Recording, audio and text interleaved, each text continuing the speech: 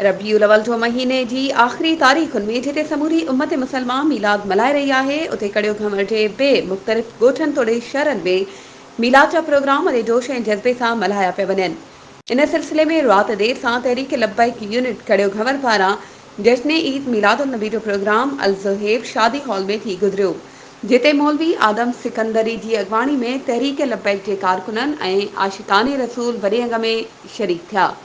जलसे के मौलवी आदम सिकंदरी ऐं ग़ुलाम नबी समूह ख़िताब कयो। जलसे में शहर जा मोज़ीन रईस शेरल निज़ामाणी, हाजी अल्लाह नवाज़ निज़ामाणी समेत मुख़्तलिफ़ बिरादरिन शिरकत कई।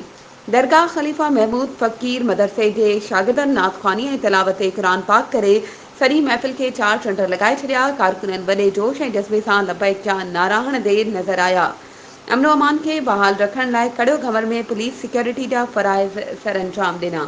वधीक ख़बरुनि ऐं अपडेट्स जे लाइ असांजे चैनल खे सब्सक्राइब कयो ऐं हा, बेल आइकन खे प्रेस करणु न विसारिजो त जीअं असांजी हर नई अचण वारी वीडियो तव्हां ताईं पहुचे।